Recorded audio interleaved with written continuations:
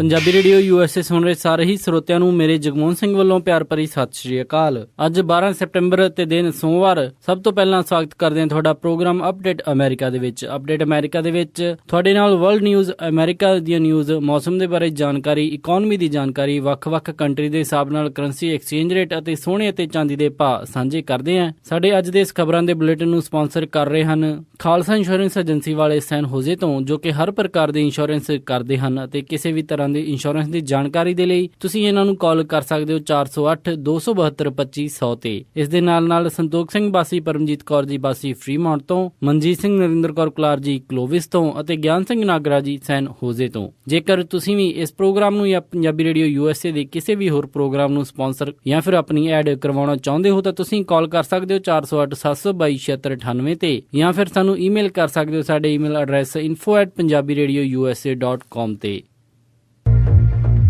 ਸਭ ਤੋਂ ਪਹਿਲਾਂ ਚੋਣਵੀਆਂ ਖਬਰਾਂ। 6 ਬੱਚੇ ਅਤੇ 3 ਅਡਲਟਸ ਦੀ ਇੱਕ AC ਕਾਰਡ ਖਰਾਬ ਹੋਣ ਕਾਰਨ ਹੋਈ ਮੌਤ। ਰੀਨੋ ਦੇ ਵਿੱਚ ਹੋਇਆ ਇੱਕ ਪਲੇਨ ਕ੍ਰੈਸ਼ ਅਤੇ ਇਸ ਦੇ ਵਿੱਚ 3 ਲੋਕ ਮਾਰੇ ਗਏ। ਟਰਕੀ ਦੇ ਵਿੱਚ ਹੋਏ ਕਾਰ ਬੰਬ ਧਮਾਕੇ ਦੇ ਵਿੱਚ 50 ਲੋਕ ਜ਼ਖਮੀ। ਨਾਰਥ ਕੈਰੋਲਾਈਨਾ ਦੇ ਵਿੱਚ ਗੋਲੀ ਲੱਗਣ ਕਾਰਨ ਇੱਕ ਪੁਲਿਸ ਅਫਸਰ ਦੀ ਮੌਤ। ਕਲਿੰਟਨ ਨੇ ਕਿਹਾ ਕਿ ਉਹ 2 ਦਿਨ ਬਾਅਦ ਆਪਣਾ ਚੋਣ ਪ੍ਰਚਾਰ ਦੁਬਾਰਾ ਸ਼ੁਰੂ ਕਰੇਗੀ। ਟਰੰਪ ਦੇ ਕੈਂਪੇਨ ਨੇ ਕਿਹਾ ਕਿ ਡੋਨਲਡ ਟਰੰਪ ਨੇ ਦਿੱਤਾ ਹੈ ਦਿਲ ਖੁੱਲ੍ਹ ਕੇ ਦਾਨ, ਪਰ ਕਿਸੇ ਵੀ ਡੋਨੇਸ਼ਨ ਦੀ ਡਿਟੇਲ 'ਚ ਨਹੀਂ ਹੈ ਕੋਈ ਜਾਣਕਾਰੀ। ਸੈਟਲ ਦੇ ਵਿੱਚ ਇੱਕ ਕਾਰ ਹੋਮਲੈਸ ਦੇ ਵਿੱਚ ਜਾ ਟਕਰਾਈ। ਇਸ ਦੇ ਵਿੱਚ ਹੋਮਲੈਸ ਦੀ ਮੌਕੇ ਤੇ ਹੋਈ ਮੌਤ। ਹੁਣ ਖਬਰਾਂ ਵਿਸਤਾਰ ਦੇ ਨਾਲ।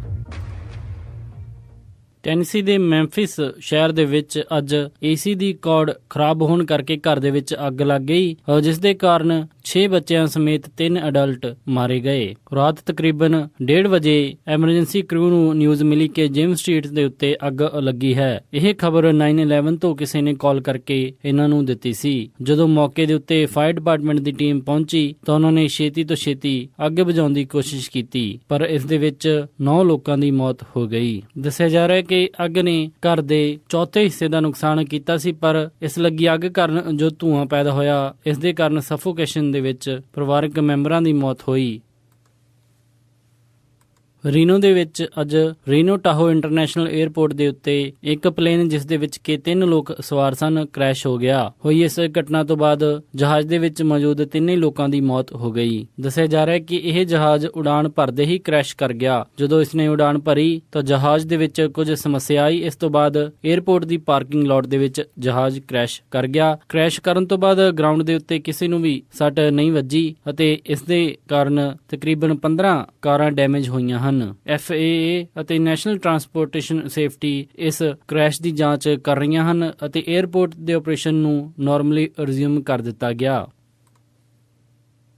ਟਰਕੀ ਦੇ ਵਿੱਚ ਹੋਏ ਇੱਕ ਬੰਬ ਬਲਾਸਟ ਦੇ ਵਿੱਚ 55 ਲੋਕ ਜ਼ਖਮੀ ਹੋ ਗਏ। ਟਰਕੀ ਦੇ ਵਿੱਚ ਅਧਿਕਾਰੀਆਂ ਨੇ ਦੱਸਿਆ ਕਿ ਕੁਰਦਿਸ਼ ਅੱਤਵਾਦੀਆਂ ਨੇ ਇੱਕ ਕਾਰ ਬੰਬ ਡੈਟੋਨੇਟ ਕੀਤਾ, ਜਿਸ ਦੇ ਵਿੱਚ 50 ਲੋਕ ਜ਼ਖਮੀ ਹੋਏ। ਇਹ ਧਮਾਕਾ ਰੂਲਿੰਗ ਪਾਰਟੀ ਦੇ ਹੈੱਡਕੁਆਰਟਰ ਦੇ ਸਾਹਮਣੇ ਕੀਤਾ ਗਿਆ। ਇਟਲੀ ਦੀ ਸਟੇਟ ਵੈਨ ਦੇ ਗਵਰਨਰ ਇਬਰਾਹਿਮ ਨੇ ਦੱਸਿਆ ਕਿ ਇਸ ਬੰਬ ਧਮਾਕੇ ਦੇ ਵਿੱਚ 46 ਸਿਵਿਲੀਅਨਜ਼ ਅਤੇ 4 ਪੁਲਿਸ ਅਫਸਰ ਜ਼ਖਮੀ ਹੋਏ ਹਨ। ਕੁਰਦਿਸ਼ ਅੱਤਵਾਦੀ ਗਰੁੱਪ ਟਰਕੀ ਦੇ ਵਿੱਚ ਕਾਫੀ ਬੰਬ ਹਮਲੇ ਪਹਿਲਾਂ ਵੀ ਕਰਦਾ ਰਿਹਾ ਹੈ। ਇਸ ਸਾਲ ਤਕਰੀਬਨ ਇਹਨਾਂ ਅੱਤਵਾਦੀ ਗਰੁੱਪ ਦੁਆਰਾ ਕੀਤੇ ਗਏ ਬੰਬ ਧਮਾਕਿਆਂ ਦੇ ਵਿੱਚ 100 ਤੋਂ ਵੀ ਜ਼ਿਆਦਾ ਲੋਕ ਟਰਕੀ ਦੇ ਵਿੱਚ ਮਾਰੇ ਗਏ ਹਨ। ਇਹ ਬੰਬ ਧਮਾਕਾ ਠੀਕ ਉਸ ਤੋਂ ਇੱਕ ਦਿਨ ਬਾਅਦ ਹੋਇਆ ਜਦੋਂ ਟਰਕੀ ਸਰਕਾਰ ਨੇ 28 ਇਲੈਕਟਡ ਮੇਅਰਸ ਨੂੰ ਰਿਪਲੇਸ ਕਰਕੇ ਨਵੇਂ ਮੇਅਰ ਦੀ ਨਿਯੁਕਤੀ ਕੀਤੀ। ਟਰਕੀ ਦੇ ਮਿਨਿਸਟਰ ਲੁਤਫੀ ਐਲਵਨ ਨੇ ਇਹਨਾਂ ਹਮਲਿਆਂ ਦੀ ਨਿੰਦਾ ਕੀਤੀ ਅਤੇ ਉਹਨਾਂ ਨੇ ਕਿਹਾ ਕਿ ਇਸ ਹੋਏ ਕਾਰ ਬੰਬ ਧਮਾਕੇ ਦੇ ਵਿੱਚ ਪੂਰੇ ਇਸਲਾਮਿਕ ਧਰਮ ਦੀ ਬੇਅਦਬੀ ਹੋਈ ਹੈ।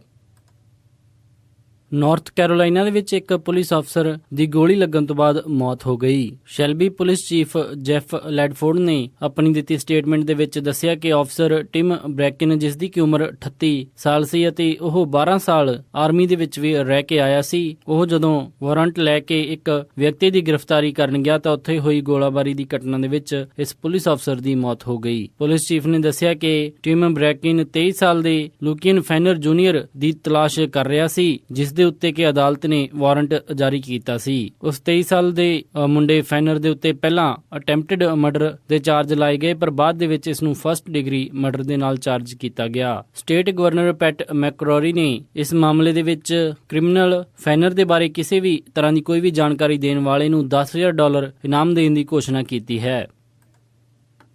ਡੈਮੋਕ੍ਰੈਟਿਕ ਪਾਰਟੀ ਦੀ ਰਾਸ਼ਟਰਪਤੀ ਦੀ ਉਮੀਦਵਾਰ ਹਿਲਰੀ ਕਲਿੰਟਨ ਨੇ ਕਿਹਾ ਕਿ ਉਹ 2 ਦਿਨਾਂ ਤੋਂ ਬਾਅਦ ਆਪਣਾ ਚੋਣ ਪ੍ਰਚਾਰ ਮੁੜ ਦੁਬਾਰਾ ਸ਼ੁਰੂ ਕਰੇਗੀ। ਕੱਲ 9/11 ਦੀ ਹੋਈ ਇੱਕ ਈਵੈਂਟ ਦੇ ਵਿੱਚ ਹਿਲਰੀ ਕਲਿੰਟਨ ਬੇਹੋਸ਼ ਹੋ ਕੇ ਡਿੱਗ ਗਈ ਸੀ, ਜਦੋਂ ਬਾਅਦ ਦੇ ਵਿੱਚ ਸੀਕ੍ਰੇਟ ਸਰਵਿਸ ਵਾਲੇ ਉਸ ਨੂੰ ਚੱਕ ਕੇ ਗੱਡੀ ਦੇ ਵਿੱਚ ਲੈ ਕੇ ਗਏ। ਬਾਅਦ ਦੇ ਵਿੱਚ ਹਿਲਰੀ ਕਲਿੰਟਨ ਦੇ ਡਾਕਟਰਜ਼ ਨੇ ਦੱਸਿਆ ਕਿ ਨਮੂਨੀਆ ਦੇ ਕਰਕੇ ਉਹਨਾਂ ਦੀ ਤਬੀਅਤ ਕਾਫੀ ਜ਼ਿਆਦਾ ਖਰਾਬ ਸੀ ਅਤੇ ਕੱਲ ਗਰਮੀ ਜ਼ਿਆਦਾ ਹੋਣ ਕਾਰਨ ਡੀਹਾਈਡਰੇਸ਼ਨ ਕਰਕੇ ਉਹਨਾਂ ਨੂੰ ਇਹ ਚੱਕਰ ਆਏ। ਪਰ ਇਸ ਨੂੰ ਲੈ ਕੇ ਤਰ੍ਹਾਂ ਦੀਆਂ ਥਿਊਰੀਜ਼ ਮੀਡੀਆ ਦੇ ਵਿੱਚ ਆਈਆਂ, ਜਿਨ੍ਹਾਂ ਦੇ ਵਿੱਚ ਹਿਲਰੀ ਕਲਿੰਟਨ ਨੂੰ ਕਾਫੀ ਬਿਮਾਰ ਦੱਸਿਆ ਗਿਆ। ਪਰ ਹਿਲਰੀ ਕਲਿੰਟਨ ਨੇ ਕਿਹਾ ਕਿ ਹੁਣ ਉਹ ਅੱਗੇ ਨਾਲੋਂ ਕਾਫੀ ਦਰੁਸਤ ਮਹਿਸੂਸ ਕਰ ਰਹੀ ਹੈ ਤੇ ਛੇਤੀ ਹੀ ਚੋਣ ਪ੍ਰਚਾਰ ਮੁੜ ਦੁਬਾਰਾ ਸ਼ੁਰੂ ਕਰੇਗੀ। ਉਹਨਾਂ ਨੇ ਕਿਹਾ ਕਿ ਨਮੂਨੀਆ ਦੇ ਕਰਕੇ ਡਾਕਟਰ ਨੇ ਪਹਿਲਾਂ ਹੀ ਉਹਨਾਂ ਨੂੰ ਬੈੱਡ ਰੈਸਟ ਦੀ ਸਲਾਹ ਦਿੱਤੀ ਸੀ, ਪਰ ਉਹਨਾਂ ਨੇ ਚੋਣ ਪ੍ਰਚਾਰ ਕਾਰਨ ਡਾਕਟਰ ਦੀ ਉਸ ਸਲਾਹ ਨੂੰ ਇਗਨੋਰ ਕਰ ਦਿੱਤਾ। ਹਿਲਰੀ ਕਲਿੰਟਨ ਨੇ ਕਿਹਾ ਕਿ ਇਸ ਤਰ੍ਹਾਂ ਦੀਆਂ ਘਟਨਾਵਾਂ ਨਾਰਮਲ ਹੁੰਦੀਆਂ ਹਨ ਅਤੇ ਪਹਿਲਾਂ ਵੀ 2 ਵਾਰ ਉਹਨਾਂ ਨੂੰ ਅਜਿਹੀ ਘਟਨਾ ਦਾ ਸਾਹਮਣਾ ਕਰਨਾ ਪਿਆ ਹੈ। ਉਹਨਾਂ ਨੇ ਕਿਹਾ ਕਿ ਉਹ ਮੰਨਦੇ ਹਨ ਕਿ ਉਹਨਾਂ ਦੇ ਕੈਂਪੇਨ ਵੱਲੋਂ ਨਮੂਨੀਆ ਦੀ ਖਬਰ ਪਹਿਲਾਂ ਸਾਂਝੀ ਨਹੀਂ ਕੀਤੀ ਗਈ। ਸ਼ਾਇਦ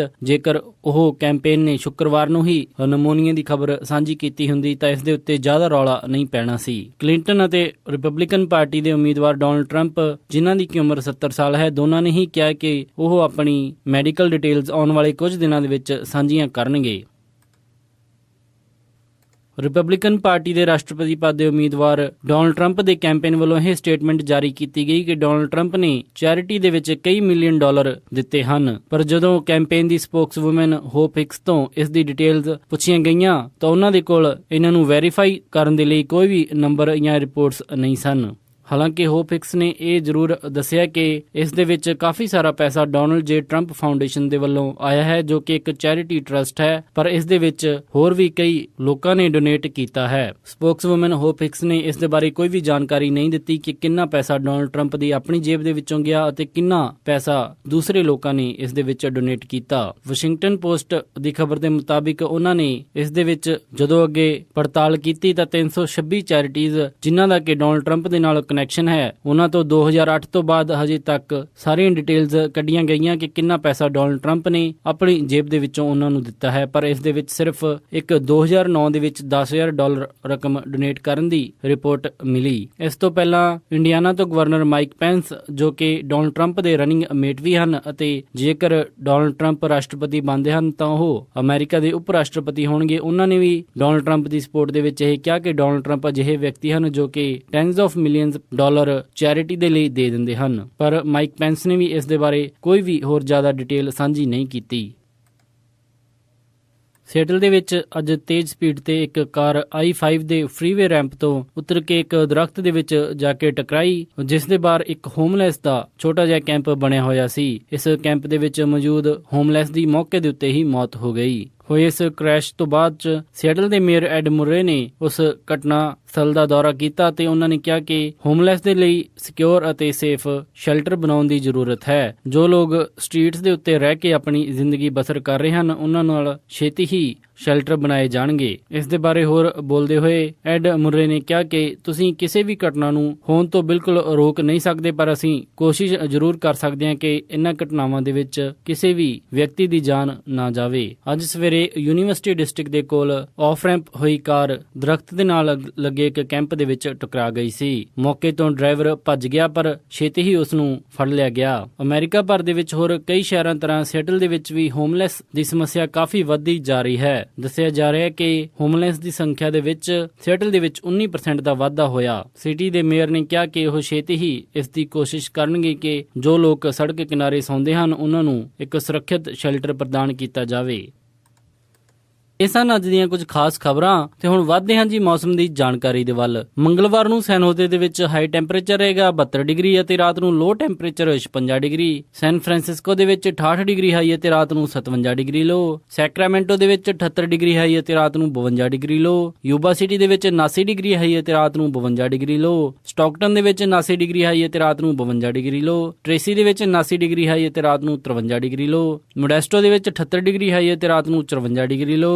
ਫ੍ਰੈਜ਼ਨੋ ਦੇ ਵਿੱਚ 79 ਡਿਗਰੀ ਹਾਈ ਅਤੇ ਰਾਤ ਨੂੰ 52 ਡਿਗਰੀ ਲੋ। ਬੇਕਰਫੀਲਡ ਦੇ ਵਿੱਚ 80 ਡਿਗਰੀ ਹਾਈ ਅਤੇ ਰਾਤ ਨੂੰ 56 ਡਿਗਰੀ ਲੋ। ਲਾਸ ਐਂਜਲਸ ਦੇ ਵਿੱਚ 71 ਡਿਗਰੀ ਹਾਈ ਅਤੇ ਰਾਤ ਨੂੰ 59 ਡਿਗਰੀ ਲੋ। ਟਰਕੀ ਦੇ ਵਿੱਚ 58 ਡਿਗਰੀ ਹਾਈ ਅਤੇ ਰਾਤ ਨੂੰ 27 ਡਿਗਰੀ ਲੋ। ਸਾਊਥ ਲੇਕ ਟਾਹੋ ਦੇ ਵਿੱਚ 56 ਡਿਗਰੀ ਹਾਈ ਅਤੇ ਰਾਤ ਨੂੰ 29 ਡਿਗਰੀ ਲੋ। ਇੱਥੇ ਕੱਲ ਦਿਨ ਦੇ ਸਮੇਂ ਮੀਂਹ ਪੈਣ ਦੇ ਪੂਰੇ ਚਾਂਸ ਹਨ। ਪੋਰਟਲੈਂਡ ਓਰੇਗਨ ਦੇ ਵਿੱਚ 82 ਡਿਗਰੀ ਹਾਈ ਅਤੇ ਰਾਤ ਨੂੰ 49 ਡਿਗਰੀ ਲੋ। ਸਿਏਟਲ ਦੇ ਵਿੱਚ 76 ਡਿਗਰੀ ਹਾਈ ਅਤੇ ਰਾਤ ਨੂੰ 50 ਡਿਗਰੀ ਲੋ। ਫਲੈਗਸਟੈਫ ਐਰੀਜ਼ੋਨਾ ਦੇ ਵਿੱਚ 66 ਡਿਗਰੀ ਹਾਈ ਅਤੇ ਰਾਤ ਨੂੰ 45 ਡਿਗਰੀ ਲੋ। ਸਾਲਟ ਲੇਕ ਸਿਟੀ ਯੂਟਾ ਦੇ ਵਿੱਚ 84 ਡਿਗਰੀ ਹਾਈ ਅਤੇ ਰਾਤ ਨੂੰ 58 ਡਿਗਰੀ ਲੋ। ਸ਼ਿਕਾਗੋ ਦੇ ਵਿੱਚ 83 ਡਿਗਰੀ ਹਾਈ ਅਤੇ ਰਾਤ ਨੂੰ 64 ਡਿਗਰੀ ਲੋ। ਨਿਊਯਾਰਕ ਦੇ ਵਿੱਚ 82 ਡਿਗਰੀ ਹਾਈ ਅਤੇ ਰਾਤ ਨੂੰ 69 ਡਿਗਰੀ ਲੋ।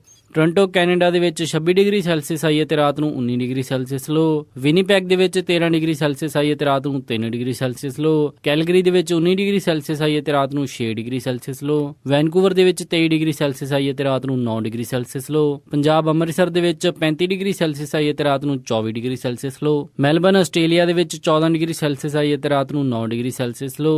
ਲੰਡਨ ਦੇ ਵਿੱਚ 31 ਡਿਗਰੀ ਸੈਲਸੀਅਸ ਹਾਈ ਅਤੇ ਰਾਤ ਨੂੰ 18 ਡਿਗਰੀ ਸੈਲਸੀਅਸ ਲੋ। ਜਰਮਨੀ ਬਰਲਿਨ ਦੇ ਵਿੱਚ 32 ਡਿਗਰੀ ਸੈਲਸੀਅਸ ਹਾਈ ਅਤੇ ਰਾਤ ਨੂੰ 18 ਡਿਗਰੀ ਸੈਲਸੀਅਸ ਲੋ। ਅਤੇ ਫਰਾਂਸ ਪੈਰਿਸ ਦੇ ਵਿੱਚ 32 ਡਿਗਰੀ ਸੈਲਸੀਅਸ ਹਾਈ ਅਤੇ ਰਾਤ ਨੂੰ 19 ਡਿਗਰੀ ਸੈਲਸੀਅਸ ਲੋ ਰਹੇਗਾ ਜੀ। ਇਹ ਸੀ ਜੀ ਮੌਸਮ ਦੀ ਜਾਣਕਾਰੀ। ਤੇ ਹੁਣ ਵਧਦੇ ਹਾਂ ਸਟਾਕ ਮਾਰਕੀਟ ਦੀ ਇਨਫੋਰਮੇਸ਼ਨ ਦੇ ਵੱਲ। ਅੱਜ ਕਲੋਜ਼ਿੰਗ ਦੇ ਸਮੇਂ ਸਟਾਕ ਮਾਰਕੀਟ ਦੇ ਵਿੱਚ ਕਾਫੀ ਉਛਾਲ ਦੇਖਣ ਨੂੰ ਮਿਲਿਆ। ਡਾਓ ਜੋਨਸ 239 ਅੰਕ ਵੱਧ ਕੇ 18,325.07 ਤੇ ਬੰਦ ਹੋਇਆ। ਨੈਸਡੈਕ 85 ਅੰਕ ਵੱਧ ਕੇ 5511.89 ਤੇ ਬੰਦ ਹੋਇਆ। S&P 31 ਅੰਕ ਵੱਧ ਕੇ 2159.04 ਤੇ ਬੰਦ ਹੋਇਆ। ਅਤੇ ਵਿਲਸ਼ਾਇਰ 5000 305 ਅੰਕ ਵੱਧ ਕੇ 22,463.5 ਤੇ ਬੰਦ ਹੋਇਆ। ਅੱਜ ਦਾ ਸਭ ਤੋਂ ਮਸ਼ਹੂਰ ਸਟਾਕ HP ਕੰਪਨੀ ਦਾ ਰਿਹਾ, ਜਿਸ ਦੀ ਕੀਮਤ 14.49 ਰਹੀ। ਕਰੰਸੀ ਐਕਸਚੇਂਜ ਰੇਟ ਦੇ ਵਿੱਚ ਇੱਕ US ਡਾਲਰ ਦੀ ਕੀਮਤ ਰਹੀ 66 ਰੁਪਏ 77 ਪੈਸੇ, ਕੈਨੇਡੀਅਨ ਡਾਲਰ ਦੀ ਕੀਮਤ ਰਹੀ 51 ਰੁਪਏ 19 ਪੈਸੇ, ਬ੍ਰਿਟਿਸ਼ ਪਾਉਂਡ ਦੀ ਕੀਮਤ ਰਹੀ 88 ਰੁਪਏ 96 ਪੈਸੇ, ਇੱਕ ਯੂਰੋ ਦੀ ਕੀਮਤ ਰਹੀ 74 ਰੁਪਏ 98 ਪੈਸੇ, ਇੱਕ ਆਸਟ੍ਰੇਲੀਅਨ ਡਾਲਰ ਦੀ ਕੀਮਤ 50 ਰੁਪਏ 45 ਪੈਸੇ, ਇੱਕ ਨਿਊਜ਼ੀਲੈਂਡ ਡਾਲਰ ਦੀ ਕੀਮਤ 49 ਰੁਪਏ 8 ਪੈਸੇ, ਇੱਕ ਸਿੰਗਾਪੁਰ ਡਾਲਰ ਦੀ ਕੀਮਤ 49 ਰੁਪਏ 20 ਪੈਸੇ, ਇੱਕ ਬਹਿਰੀਨੀ ਦਿਨਾਰ ਦੀ ਕੀਮਤ 176 ਰੁਪਏ 99 ਪੈਸੇ ਅਤੇ ਇੱਕ ਕੁਵੈਤੀ ਦਿਨਾਰ ਦੀ ਕੀਮਤ 221 ਰੁਪਏ 49 ਪੈਸੇ। ਸੋਨੇ ਦਾ ਰੇਟ $1328.77 ਪਰ ਆਉਂਸ ਰਿਹਾ ਅਤੇ ਚਾਂਦੀ $19.22 ਪਰ ਆਉਂਸ ਰਹੀ। ਇਸੇ ਦੇ ਨਾਲ ਅੱਜ ਦਾ ਇਹ ਖਬਰਾਂ ਦਾ ਬੁਲੇਟਿਨ ਇੱਥੇ ਹੀ ਸਮਾਪਤ ਕਰਦੇ ਹਾਂ ਜੀ। ਇਜਾਜ਼ਤ ਦਿਓ। ਉਮੀਦ ਹੈ ਕਿ ਤੁਹਾਨੂੰ ਅੱਜ ਦਾ ਇਹ ਪ੍ਰੋਗਰਾਮ ਪਸੰਦ ਆਇਆ ਹੋਵੇਗਾ। ਕਿਸੇ ਵੀ ਤਰ੍ਹਾਂ ਦੇ ਫੀਡਬੈਕ ਦੇ ਲਈ ਤੁਸੀਂ ਸਾਨੂੰ ਕਾਲ ਕਰ ਸਕਦੇ ਹੋ 408 722 7698 ਤੇ ਜਾਂ ਫਿਰ 408 272 5200 ਤੇ। ਇੱਕ ਵਾਰੀ ਫਿਰ ਸਾਰੇ ਸਪਾਂਸਰਸ ਦਾ ਬਹੁਤ ਬਹੁਤ ਧੰਨਵਾਦ। ਮਿਲਦੇ ਹਾਂ ਜੀ ਅਪਡੇਟ ਅਮਰੀਕਾ ਦੇ ਅਗਲੇ ਅੰਕ ਵਿੱਚ। ਤਦ ਤੱਕ ਲਈ ਸਾਰਿਆਂ ਨੂੰ ਪਿਆਰ ਅਤੇ ਸਤਿਕਾਰ ਭਰੀ ਸਤਿ ਸ਼੍ਰੀ ਅਕਾਲ। ਸੁਣਦੇ ਰਹੋ ਜੀ ਪੰਜਾਬੀ ਰੇਡੀਓ USA।